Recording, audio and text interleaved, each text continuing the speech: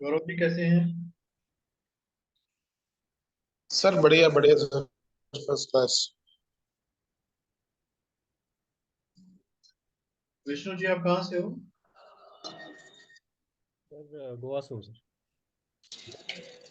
क्या करते हो?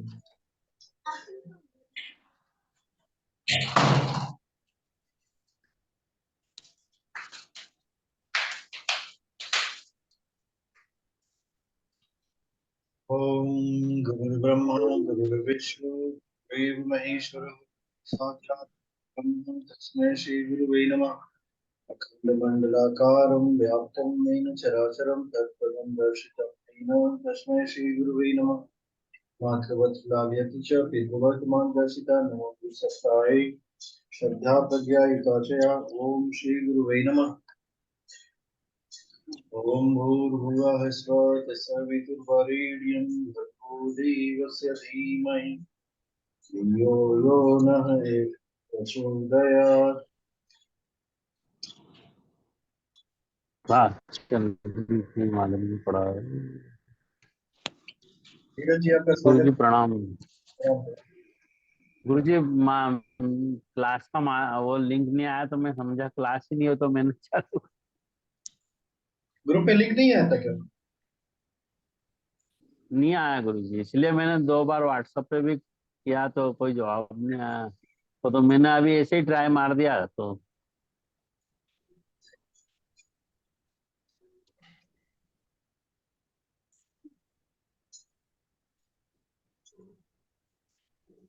कौन सा ग्रुप है आपको? गुरु जी एडवांस का है गुरु जी। 17 तारीख आज का लिंक नहीं है।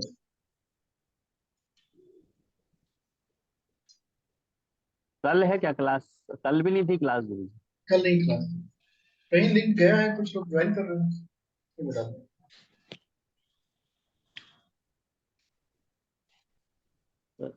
एडवांस वाली क्लास है ना गुरु जी?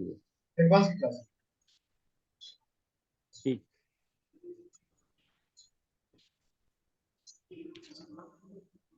है।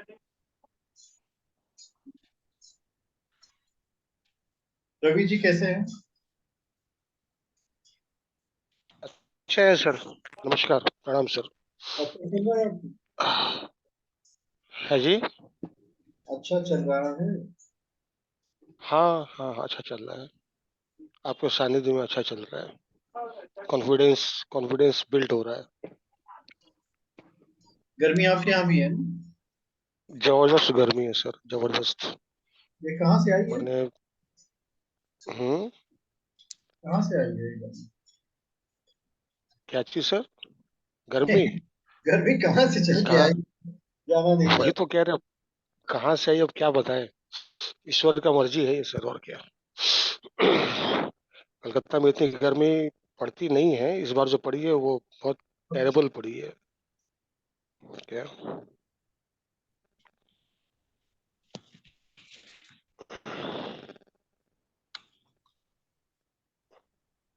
बहुत टेरेबल गर्मी है, खतरनाक गर्मी है। Really really really sir, really. और इस गर्मी में लोगों को बहुत परेशान किया, जब तक बारिश नहीं होगी तब तक ये जाएगी। है सर। जब तक बारिश नहीं होगी तब तक ये जाएगी नहीं। नहीं, मानसून यहाँ पर कल से मूव किया है। अच्छा। बट यहाँ का एक पोजीशन क्या है कि ह्यूमिडिटी बहुत रहता है, 80%, 85-90%। टेम्परेचर का 32 भी है तो पसीने से दिन भर भीगे रहेंगे आप, होल डे। ये यहाँ का कल्चर है गर्मी का, कलकत्ते का, वेस्ट बंगाल का। सब जगह लू चलती है, यहाँ पसीना बहुत ज्यादा आता है, ह्यूमिडिटी बहुत ज्यादा है, की होती है। एक्सट्रीम लेवल में। पसीना उड़ता नहीं है। हाँ, पसीना सूखता नहीं है सर, पसीना दिन भर बहता रहेगा बॉडी से। मगर एसी के रह ही नहीं सकते। न, अब रास्ते में चलेंगे तो एसी कहाँ मिलेगी। काम के लिए तो निकलना ही पड़ता है। एसी बंद हो गया है।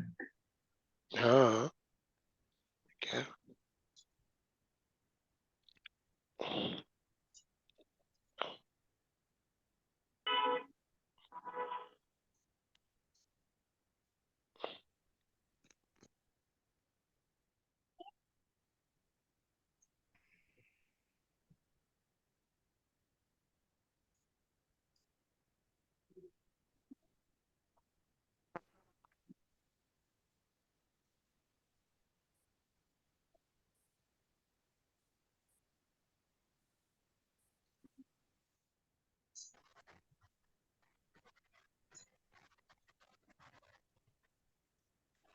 एक चार्ट बनाएंगे हम लोग आज।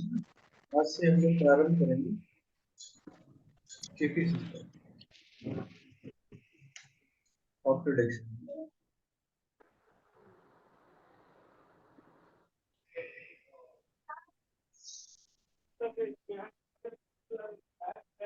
केपी सिस्टम ऑफ प्रिडिक्शन जो है बहुत आसान प्रिडिक्शन की एक मेथड है, जिसमें हाउसेस की जो वैल्यूज होती है उसके एक्टिवेशन से हम लोग प्रिडिक्शन करते हैं। सो हमारी जो जन्म कुंडली बनती है उसके हाउसेस को अगर आप देखें, ये 12 हाउसेस।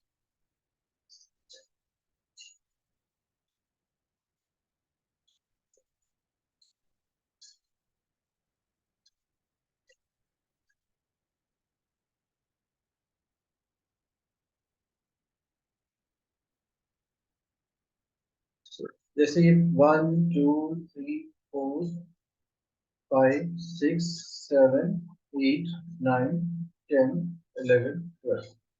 सो ये नंबर ऑफ हाउसेस हमारे हो गए 12। अब किस हाउस में कौन सा रिजल्ट है, इसको आपको रिमेम्बर करना पड़ेगा, इसको आपको समझना पड़ेगा कौन सा हाउस किस रिजल्ट से संबंधित है। बिकॉज जो भी हाउस जिस रिजल्ट से संबंधित है उस हाउस के एक्टिवेशन में वही रिजल्ट आपको करेगा। अब कोई भी ग्रह जिस हाउस को एक्टिवेट करेगा उसकी महादशा, दशा और अंतर्दशा में उस हाउस से संबंधित रिजल्ट मिलेगा। तो इसमें समझने का विषय है, इसको आप सब समझिए फिर आप प्रिडिक्शन सीखेंगे। अब जैसे एक कॉन्सेप्ट होता है M A P. M stand for mahadasha, A stand for antardasha and P is प्रत्यंतर।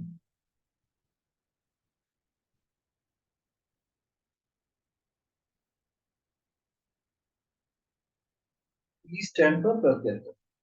So mahadasha, antardasha और प्रत्यंतर, ये तीनों जो है इसका प्रभाव होता है व्यक्ति पर। महादशा को नहीं देखना है, अंतर्दशा और प्रत्यंतर को मिलाकर के। हेलो, आप ज्वाइन ही नहीं कर रहे। So, महादशा, अंतर्दशा, प्रत्यंतर को देख करके ही हम प्रिडिक्शन करते हैं। तो आपको एक रियल कुंडली खोल रहे हैं, फिर उसमें बता रहे हैं कैसे करना है।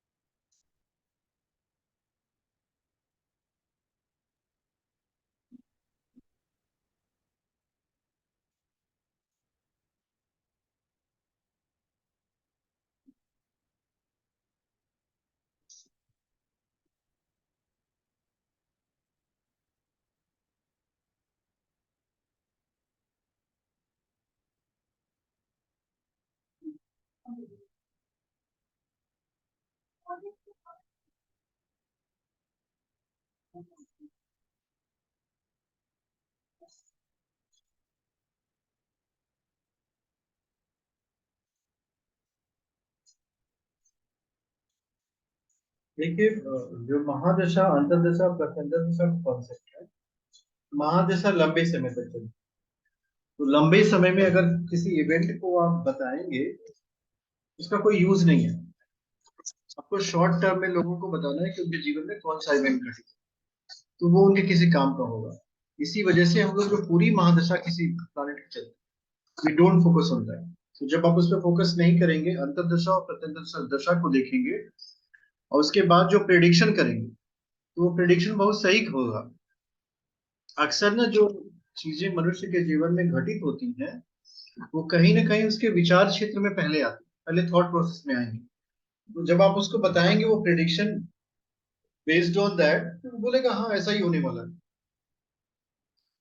और बहुत हद तक जीवन में वही घटित होता है जो मनुष्य की इच्छाएं होती है। पहले थॉट प्रोसेस होती है, फिर एक्शन में कन्वर्ट होता है। So, कृष्णमूर्ति पद्धति इसको काफी हद तक सॉल्व कर देता है। You will not have any kind of issues. आपको उसको समझने में किसी तरह की कोई समस्या नहीं आएगी, अगर आपने उसको एक बार अच्छे से समझ लिया। इसको चेक कैसे करते हैं? एक चार्ट हम खोल रहे हैं, चार्ट 2-3 मिनट हो गए बिल्कुल आने। एक कोई एक चार्ट खुल गया तो हम आपको बताते हैं कैसे इसको समझना है।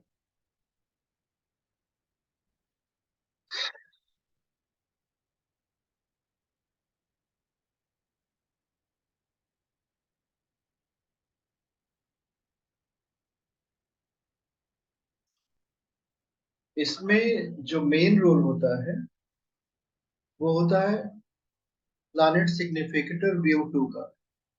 जो हमारी महादशा अंतर्दशा चलती है, ये देखिए, ये वाला जो चार्ट है,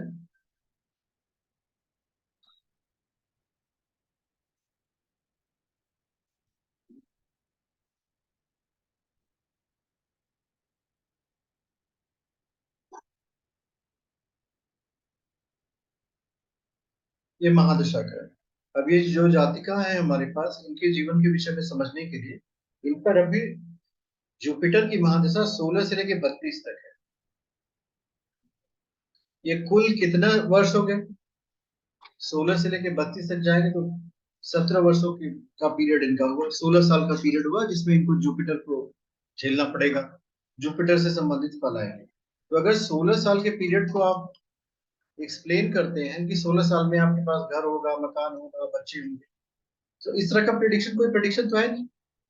लंबे पीरियड का प्रिडिक्शन से बचना चाहिए। तो अब इसमें करना क्या होता है,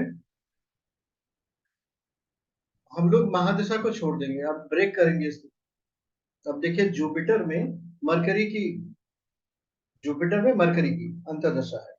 अब इसको और ब्रेक करिए। तो इस पीरियड में, जिस पीरियड में हम लोग अभी बैठे हुए हैं, जुपिटर, मरकरी, मार्स, ये तो 2022 है, हमें 2023 का चाहिए। जुपिटर, मरकरी, शनि, ये है देखिए।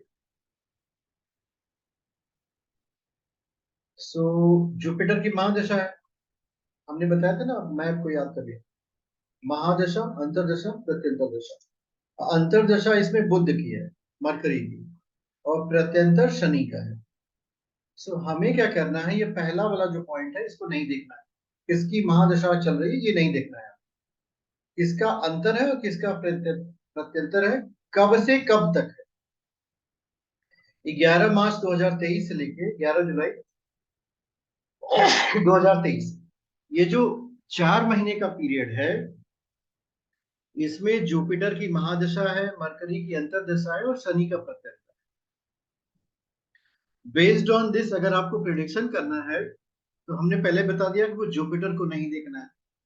गुरु की महादशा जो लंबे समय तक चल रही है, इसे हम नहीं देखेंगे। अब हमारे पास बचा क्या देखने के लिए? हमारे पास बचा बुध की अंतर्दशा और शनि का प्रत्यय। तो आप ये दो नोट कर लो। जैसे यहाँ पे हमने लिख लिया मरकरी और यहाँ पे लिख लिया शनि।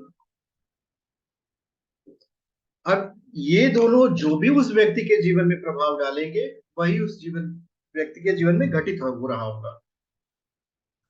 कृष्णमूर्ति पद्धति क्या कहती है? किसी भी इवेंट के टाइम का प्रिडिक्शन सबसे अच्छा कृष्णमूर्ति पद्धति करती है। अब वो कैसे करती है, उसके भी अपने रूल्स हैं। रूल क्या है?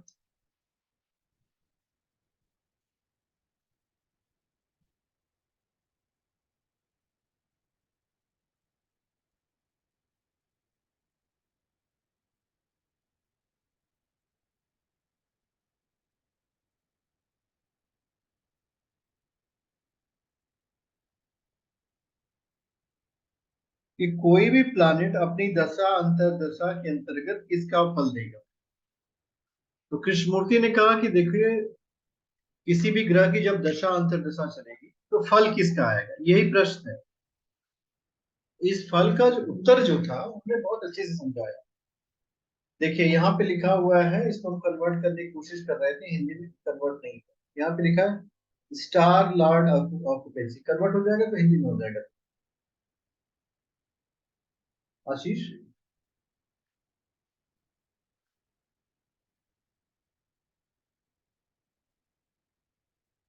स्टार लॉर्ड ऑक्यूपेंसी का मतलब होता है उस ग्रह का नक्षत्र का स्वामी जिस भाव को डिपिक्ट कर रहा है, जहां पे वो उपस्थित है, सबसे पहले वो फल उसका देगा।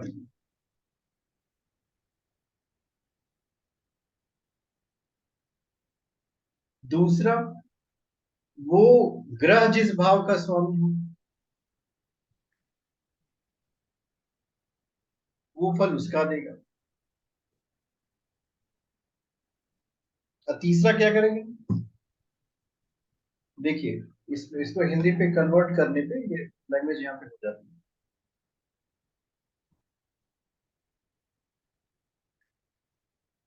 फिर इंग्लिश में चला गया। तो कुल एक ग्रह के पास 4 स्तर के परिणाम होते हैं, ए बी सी डी। सो जो ए कैटेगरी का परिणाम होता है उसके फल आने की पॉसिबिलिटी जो होती है वो सबसे ज्यादा होती है, मैक्सिमम पॉसिबिलिटी होगी। जैसे इस चार्ट में अगर हम देखें तो हमारे पास मरकरी और शनि है। मरकरी के सामने देखिए क्या लिखा है, ए 1 12 3। जिसके सामने ये प्लस साइन लगा रहता है वो ग्रह चौथे स्तर तक परिणाम देगा। तो आप यहाँ पे मरकरी नोट कर दो, मरकरी 1 1 12 3। ये फर्स्ट है, ये सेकंड है, ये थर्ड है, चौथे स्तर में भी 12 है।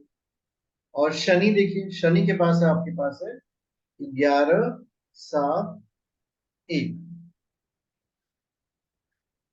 अब इस पे प्रिंसिपल कौन सा लगाना है। अब 1 1 का मतलब क्या हुआ, यही है 1 का मतलब हुआ फर्स्ट हाउस।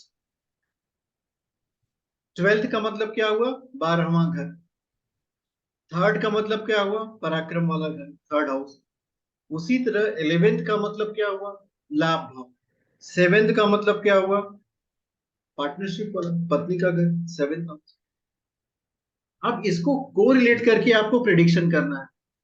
तो यहां जो है आपको क्या यूज करना पड़ेगा, किसी भी जातक की कुंडली में पहला घर बुध एक्टिव कर रहा है तो पहले घर से संबंधित जो फल होंगे उसको मिलेंगे। 12वां घर क्या होता है, व्यक्ति बीमार भी हो सकता है। उसके साथ क्या आ सकता है, व्यक्ति को जेल की यात्रा भी करनी पड़ सकती है। वो घूमने फिरने भी जा सकता है, विदेश यात्रा के भी योग बनेंगे। तो जब आपको प्रिडिक्शन करने की बारी आती है तो उसके स्पेसिफिक रूल होते हैं। स्पेसिफिक रूल का मतलब ये होता है कि हमेशा 12th हाउस का जो एक्टिवेशन होता है वो व्यक्ति को विदेश यात्रा नहीं, कभी कभी जेल की यात्रा भी करा सकता है। पर उसके साथ कुछ अन्य भाव हैं जिनका एक्टिव होना जरूरी है। जैसे 3 भावों को हम लोगों ने पढ़ा था, छठा, 8वां और 12वां। इसको हम लोगों ने पढ़ा था कि ये बुरे भाव आते हैं, ये मनुष्य के जीवन में दुख देते हैं। अब किसी व्यक्ति की, अब इस समय की स्थिति, अगर पहला हाउस एक्टिव है इसका मतलब उस व्यक्ति के शरीर से संबंधित कोई कार्य वो कर रहा होगा। अब शरीर से संबंधित तो बहुत कार्य हैं। वो अपने हेल्थ के बारे में सोचेगा, वो जिम जाना पसंद करेगा, एक्सरसाइज करेगा, मॉर्निंग वॉक करेगा, या फिर कोई न्यूट्रिशियस फूड अपने ये फर्स्ट हाउस में आ गया, means you will be thinking about yourself. आप अपने बारे में सोचेंगे कि आप अपने जीवन में और आगे क्या करें। जैसे ही सेवेंथ हाउस का एक्टिवेशन होता है, अब इसमें दो बातें देखनी पड़ती है कि वो शुभ ग्रह एक्टिवेट कर रहा है कि अशुभ ग्रह है। जैसे अगर गुरु जो है लग्न को एक्टिवेट करेगा तो व्यक्ति ज्ञान की तरफ जाएगा अपने शरीर। अगर यही शुक्र हो गया तो रोमांटिज्म आ जाता है। लेकिन इसके लिए कुछ भाव होते हैं जिनका हमें ध्यान करना पड़ता है, जिनको हमें समझना पड़ता है क्या वो भाव एक्टिव है कि नहीं। जैसे इस काल में इस व्यक्ति के जीवन में फर्स्ट और seventh house active. So first और सेवेंथ हाउस का मतलब, अब इनका जब 1992 है तो कहीं ना कहीं हस्बैंड से जो रिलेशन होंगे, सातवां घर शनि ने एक्टिवेट किया। शनि का काम जोड़ना नहीं होता, शनि तोड़ता है। तो कहीं ना कहीं हस्बैंड से किसी इश्यूज पे इनका डिस्प्यूट हो सकता है, डिफरेंसेस हो सकता है। ये प्रिडिक्शन हम आपको बता रहे हैं, कैसे आप बताएंगे कि आपके साथ क्या घटित, पता कहां से चलेगा। अब 12वां घर एक्टिव है। 12वां घर बताता है, आप इनसे पूछेंगे क्या आप कभी तीर्थ यात्रा में जाने की सोच रहे थे, कहीं घूमने फिरने जाने की आपकी इच्छा जागृत हो रही है। जेल की यात्रा मत कराइए, क्योंकि 12वें के साथ कुछ और भी भाव एक्टिव होते हैं, तब जेल की यात्रा होती है। अन्यथा सामान्य किस्म की यात्रा होती है, व्यक्ति घूमने फिरने जाता है। दूसरा उपयोग इसका बताएं कैसे करना है। ये तो हमने करंट सिचुएशन के बारे में जाना। अब अगर जुपिटर की महादशा 2032 तक चल रही है तो जुपिटर को आप खोलिए।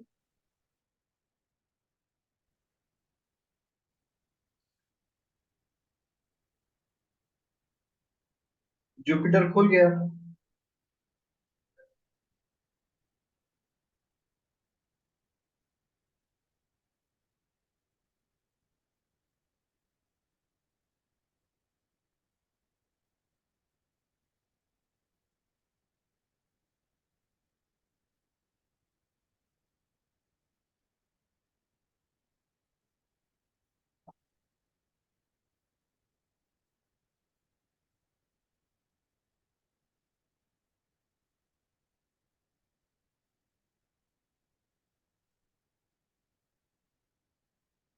देखिए 2023 में जुपिटर पर मरकरी।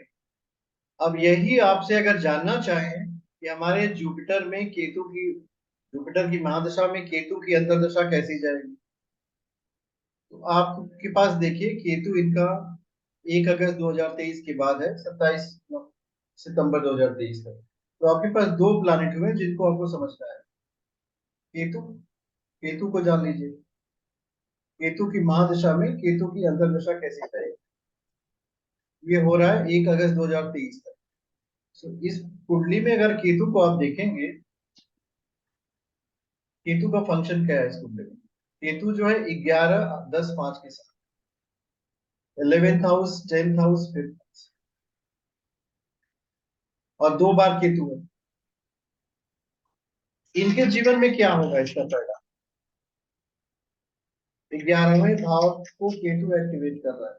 केतु का एक्टिवेशन 11वें भाव को जीवन में जो लाभ इनको मिलने वाले, धन का लाभ, संबंधों का लाभ, नाम का लाभ, फेम का लाभ, ये सभी कम होंगे। 10वां भाव, कोई काम कर रहे होंगे तो उसमें मन नहीं लगेगा इनका। 5वां भाव, किसी से प्रेम होगा तो उससे अलगाव होगा। केतु 5th को एक्टिव कर रहा है, इसका मतलब प्रेम को जोड़ेगा थोड़ी, प्रेम में कमी होगी। आप ये प्रायर टू इनको बता सकते हो कि इस पीरियड के दौरान आपके साथ ये घटित होगा, आपको इन सब चीजों से सावधानियां बरतनी है। तो उसका यूटिलाइजेशन क्या है, व्हाट इज द यूटिलाइजेशन। व्यक्ति जो है पूर्व में ही अपने आप को मोल्ड करने की कोशिश करता है। वो अपने आप को मोल्ड करेगा, फोल्ड करेगा। इसका परिणाम क्या होगा,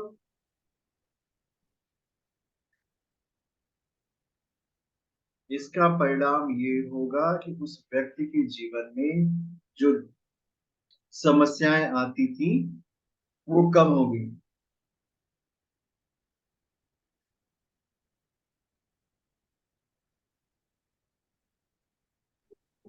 गुरुजी ये 10.5 मतलब क्या है इसमें, या ये दो प्लेस दिखाएगा। इसको बहुत ध्यान से समझिए। ध्यान से समझने का मतलब है कि कोई भी ग्रह अपनी दशा अंतरदशा के अंतर्गत क्या परिणाम देगा, ये बहुत बड़ी समस्या आती है। जैसे हम लोग वैदिक एस्ट्रोलॉजी में पढ़ते हैं ना, गुरु 14 में बैठकर क्या करेगा। केपी सिस्टम में इतना दिमाग लगाना नहीं पड़ता, क्योंकि कोई भी ग्रह कहीं बैठा हो वो अपना परिणाम अपनी दशा और अंतरदशा के अंतर्गत ही देगा। ऐसा नहीं है कि वो हमेशा आपको परिणाम देता हुआ चला जाएगा। तो वो क्या परिणाम देगा और किस स्तर का कितना परसेंट परिणाम देगा, इसको कृष्णमूर्ति ने बहुत अच्छे से सॉल्व किया। जितनी चीजें इस लाइन नंबर 1 में है ये सभी 75% परिणाम की, लाइन नंबर 2 में 50% मिलेगी, ये 25% है, ये 0%। जिनमें प्लस लिखा है वो यहां तक परिणाम देंगे, जिनमें प्लस नहीं लिखा है वो कुछ नहीं देंगे वहां तक।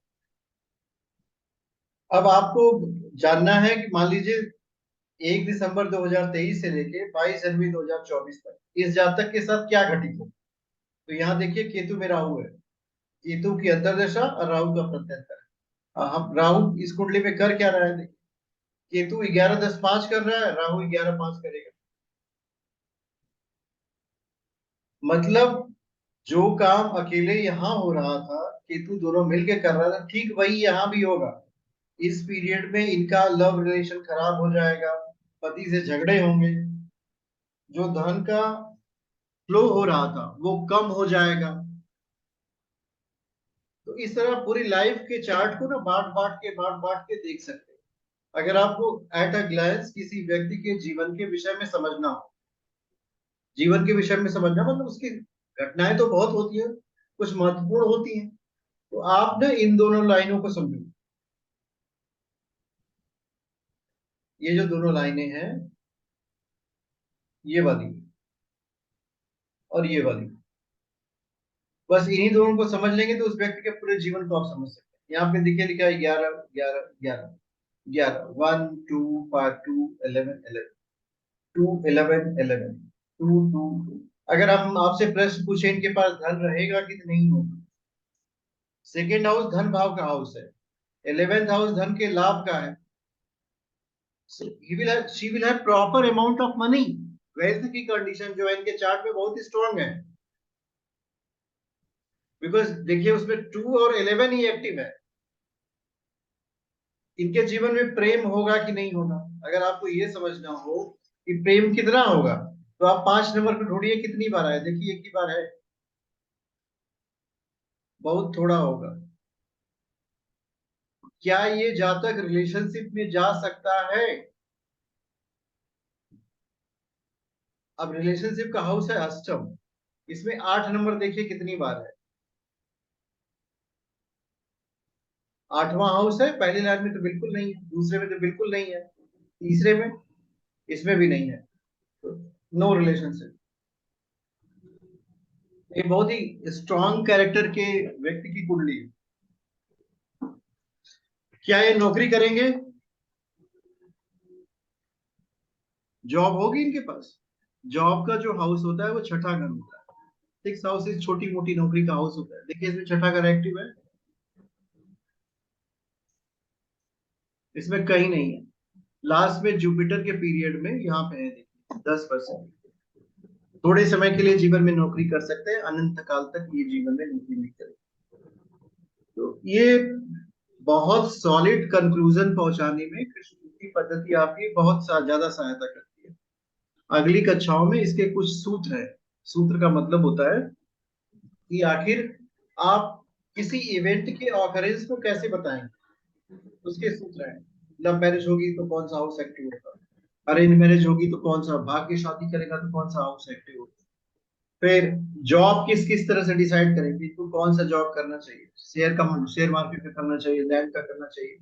ये सारे प्रिडिक्शन बहुत आसान हो जाते हैं, बट इसमें एक बात का ध्यान रखना पड़ता है कि हमें फोकस करना है अंतरदशा और प्रत्यंतर दशा।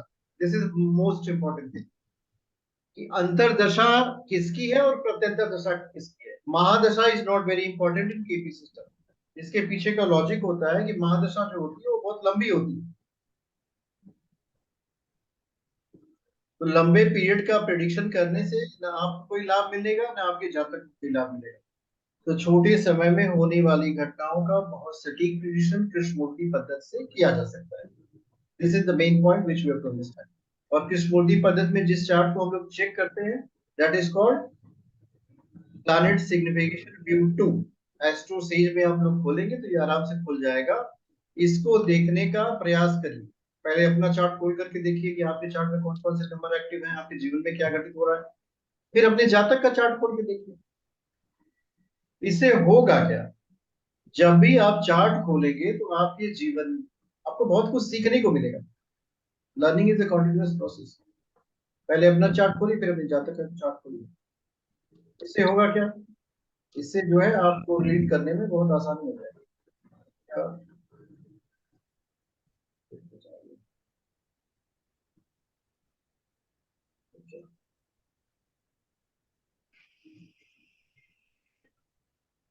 बहुत आसानी मिलती है। हम आपको कुछ चार्ट खोल के भी दिखा रहे हैं, फिर उसके हम लोग फिर समझेंगे।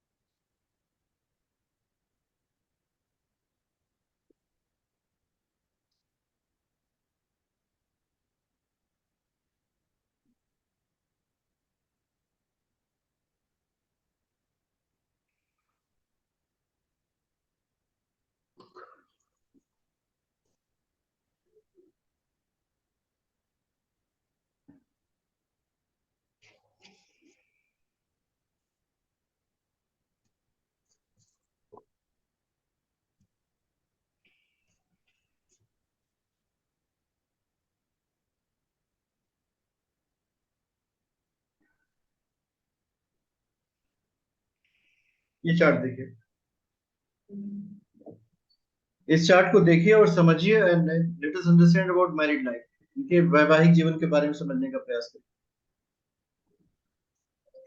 मनुष्य का जो वैवाहिक जीवन होता है ना वो 7th हाउस होता है। 6th हाउस जो होता है उसके सेपरेशन का कारण होता है। इस चार्ट को चेक करिए, क्या इसमें सुखी वैवाहिक जीवन के कोई लक्षण होते हैं।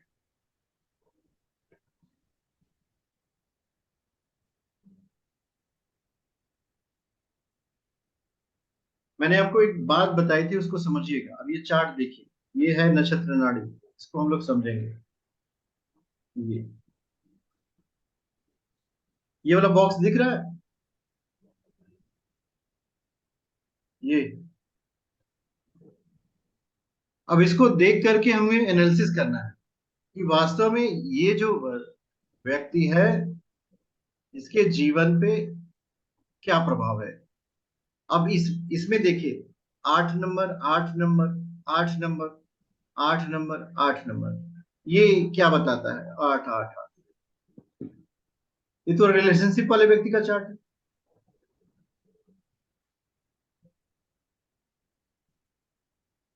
तो ऐसे व्यक्ति का जीवन कभी सुखी होगा?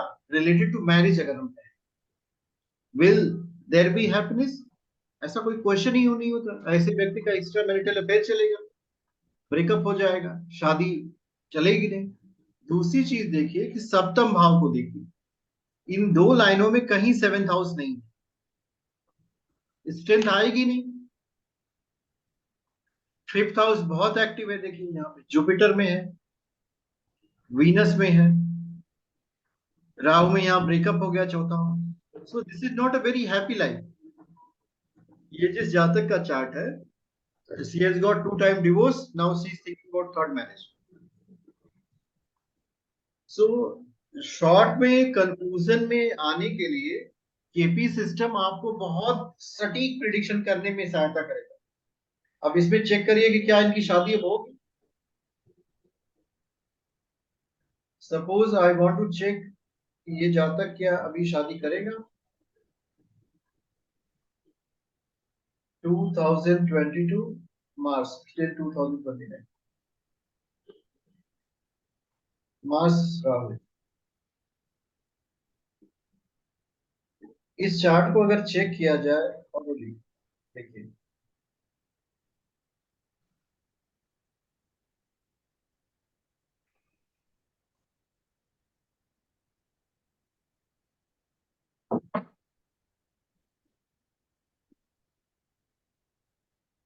अभी की जो इनके साथ घटनाएं घटित हो रही हैं राइट नाउ। राहु में जुपिटर है इनका, 7 मई तक 2023 से खत्म हो गया। राहु में शनि चल रहा है 7 जुलाई तक। राहु इस कुंडली में 4-11 के साथ है और शनि जो है शनि 8-8 के साथ है।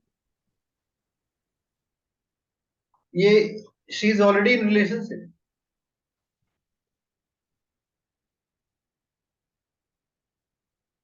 तो इस तरह आपको प्रिडिक्शन करने में बहुत आसानी होगी।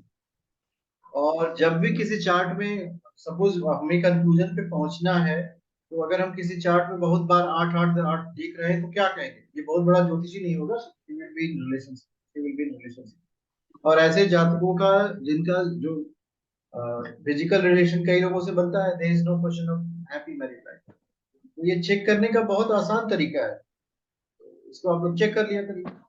और अगली कक्षा में जब जो है हम आपको और सूत्र बता देंगे कि किसकी शादी होगी, किसका डिवोर्स होगा, किसकी लव मैरिज होगी, कैसे केपी सिस्टम का यूज करके उसको चेक करेंगे।